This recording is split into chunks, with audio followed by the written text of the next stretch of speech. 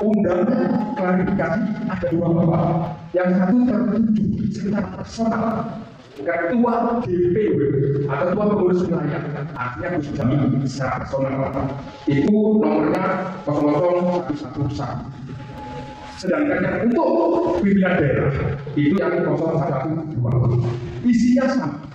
Ada yang sangat keliru. Pertama, undangan dan panggilan kedua rapat koordinasi klarifikasi kepada yang hormat pimpinan daerah PWILS se-Jawa Timur. Tetapi di isinya adalah sesuai dengan SK nomor 31 SK hukum 016. Ini SK-nya DPW atau PW.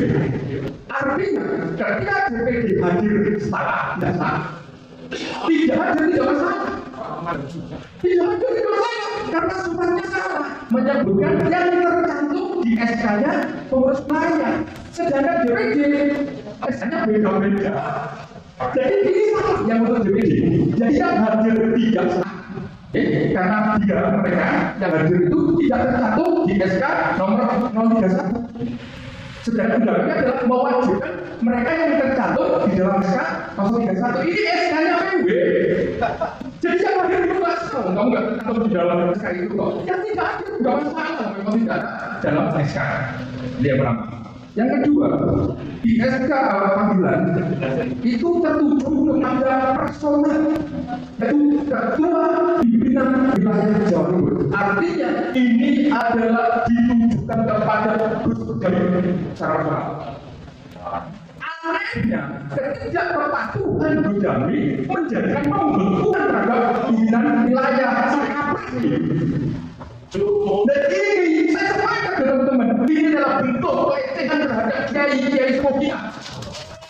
Karena di dalam SK 031 tercantum nama-nama kiai kita, sekelas Kiai Marsudi yang dari Gasek, dari Tempat, dari Sidogiri dikalahkan oleh sosok ketua. Ini pelecehan bagi saya. Dan kapan kita akan kita biarkan saya makan tidak kita biarkan semua ini. Hubungan kiai-kiai yang ada di dalam itu.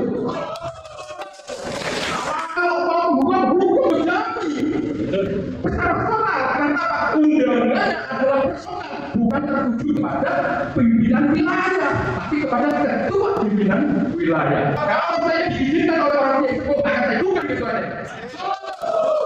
Bahwa pembekuan itu bisa dilakukan setelah ada surat peringatan sampai pidana. Kalau sama-sama kita dianggap pembangkang, justru kita pembangkang. Kita di DPR setelah dinobatkan sebagai pengurus PWLS, berarti sekarang hanya kita mewakafkan diri kita untuk perjuangan ini, sampai secara fisik, lahir maupun batin. Jadi jangan main-main dengan kewakapan diri kami. Jangan dijadikan kami ini sebagai beda untuk kepentingan pribadi. Kami urus di depan kita. Siapa yang mengandalkan siapa? Yang pertama.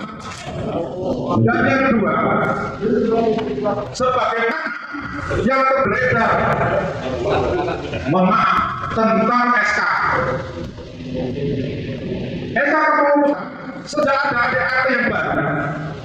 Itu sah atau tidak? Kalau mengaku kepada pasal 37, kita semua tidak sah. Karena kita melanggar ADART, mereka yang melanggar ADART. Yang kemudian adanya revisi ADART, apakah itu sudah sesuai dengan proses tersebut? Yang kedua, yang ketiga, saya mendengar bahwa pemerintah pusat di DPWLS pusat itu katanya ada suami istri yang menjabat sebagai pengurus. Apakah itu benar dalam sebuah organisasi? Contoh, yang sebut sekretaris dan bendara itu suami istri. Apakah tidak ada rentang dengan adanya suami istri? Apakah tidak rentang? Tidak rentang terkait masalah kepentingan. Artinya mereka tidak memahami aturan akan berjalan ketika kita semuanya taat kepada aturan, yaitu ADART organisasi apapun, termasuk di PWI. Yang ketiga, PWI sudah menerangkan memberikan sikap menolak keras atas surat pembekuan terhadap PWI Jawa Timur. Isinya pun isinya tidak menyebutkan pelanggaran apa yang dilakukan oleh PWI Jawa Timur. Sangat tendensius, itu tidak menyebutkan spesifik bahwa PWI Pasuruan melakukan pelanggaran terhadap adik-adik ini. Yang keempat, ini pernyataan saja ini. Terakhir, bahwa surat pembekuan itu yang telah diterbitkan, maksud kami ADRT dalam jangka waktu beberapa bulan saja, ini kan berubah dan ADRT bisa dirubah melalui muktamar. Jadi tidak punya kewenangan, semuanya ada ketika muktamar yang menentukan adalah peserta muktamar itu berubah, bukan apa ketua umum. Jadi kita menolak akhirnya PWI Pasuruan Raya mengutuk kepada PWI Pusat atas pelanggaran yang dilakukan dan menolak surat pembekuan ini. Terima kasih. Assalamualaikum warahmatullahi wabarakatuh. Asyhadu an la ilaha illallah wa asyhadu anna Muhammadar Rasulullah. Kesepakatan hasil silaturahim dan konsolidasi Dewan Pimpinan Daerah PWI se-Jawa Timur.